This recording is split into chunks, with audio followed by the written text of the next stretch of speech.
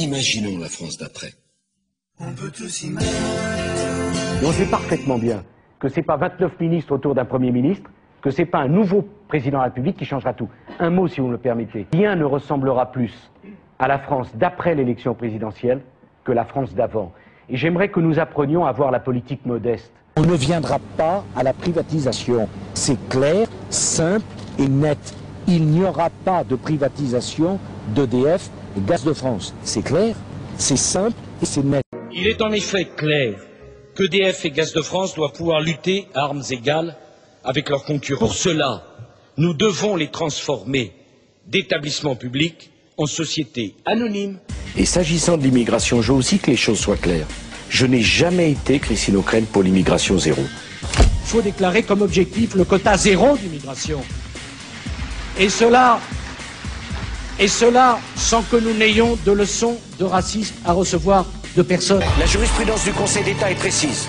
Pas de signe ostentatoire. Et Saint-Esprit descende sur ce bateau et son équipage. Amen.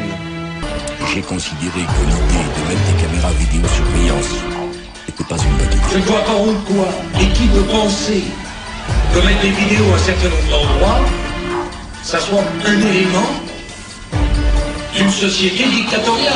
Fin 2005, les 330 salariés sont en colère. Leur cible numéro 1, Nicolas Sarkozy. Ils viennent d'apprendre que le ministère de l'Intérieur a choisi Auberture, une société privée pour fabriquer les nouveaux passeports français. Alors j'ai déjà vu des reportages malhonnêtes, mais de cette nature c'est assez rare. Je vous félicite. Il y a eu un appel d'offres, madame. C'est justement cet appel d'offres qui n'avait pas lieu d'être. Le Conseil d'État a en effet confirmé le monopole de l'imprimerie nationale sur la fabrication des documents officiels sécurisés, donc dont les passeports électroniques, et ceci selon une loi de 93 qui, ironie du sort, avait été signée par Nicolas Sarkozy, ministre du Budget à l'époque. Sur les 15 pays de l'Union avant l'élargissement, il y en a 14 qui ont un ministère d'immigration, un seul qui n'en a pas, c'est nous. Parmi les 14, 6 n'ont aucun ministère ou secrétariat d'État spécifique. En fait, il y en a un seul qui a quelque chose qui se rapproche un peu de ce que M. Sarkozy propose. Ce sont les Anglais. Vous aviez promis, en quelque sorte, que vous protégeriez énormément votre vie privée. On est suivi par des photographes, c'est comme ça, je m'en plains pas, mais ces photos ont été volées. La Guyane, une pirogue, un couple qui affiche sa réconciliation. Cécilia est de retour et Nicolas Sarkozy entend le faire savoir. Il s'était engagé à rester discret et à ne plus mélanger les genres. Une promesse vite oubliée à 10 mois de l'élection présidentielle.